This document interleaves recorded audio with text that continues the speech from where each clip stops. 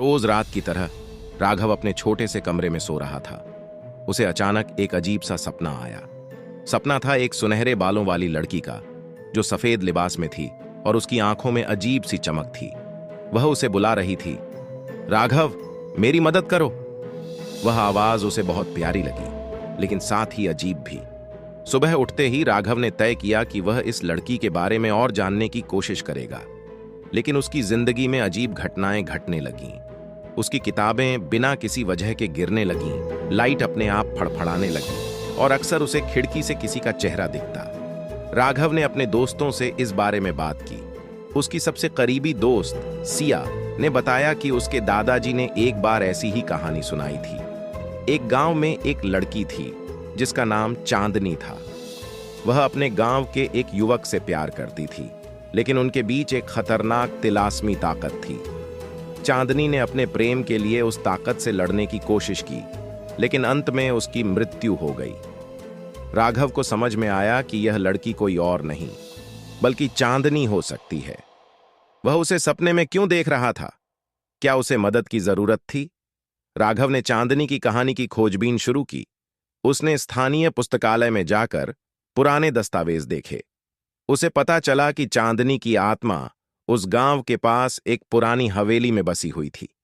वहां जाने की हिम्मत जुटाते हुए राघव ने तय किया कि वह वहां जाएगा। एक शाम, जब सूरज ढल रहा था, वह हवेली की ओर बढ़ा। हवेली की दीवारें काली और दरवाजे चटक थे। जब उसने दरवाजा खोला तो अंदर एक अजीब सी ठंडक महसूस हुई।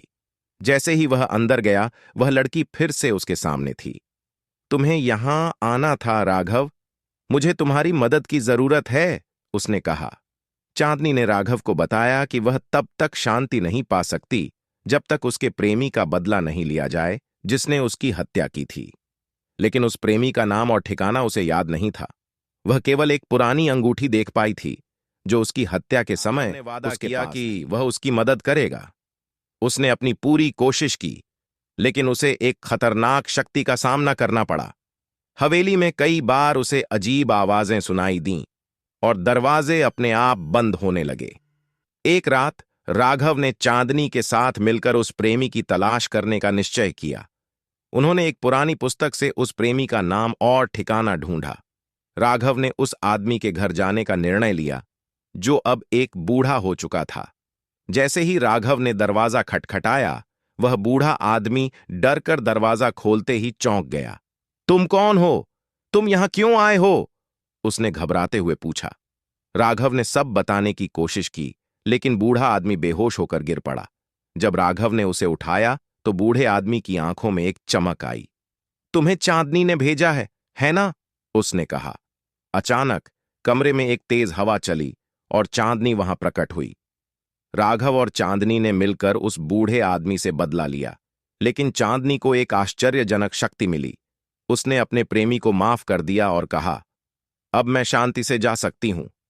तुम्हारी मदद से मैंने अपनी आत्मा को मुक्त किया है। राघव को एक अद्भुत अनुभव हुआ। चांदनी ने उसे धन्यवाद कहा और उसके सपनों में फिर कभी नहीं आई। लेकिन वह अब जानता था कि प्यार और माफी की शक्ति कितनी बड़ी होती है। इस घटना के बाद राघव ने अपनी जिंदगी को नई दिशा दी। उसने चांदनी की याद में एक किताब लिखी जिसमें उनकी कहानी थी। वह जानता था कि अब वह अकेला नहीं था और चांदनी की आत्मा हमेशा उसके साथ रहेगी।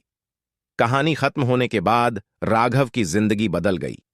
वह एक लेखक बन गया और उसने कई सफल किताबें लिखीं, लेकिन वह कभी नहीं भूला चांदनी को और उसे हर रात अपने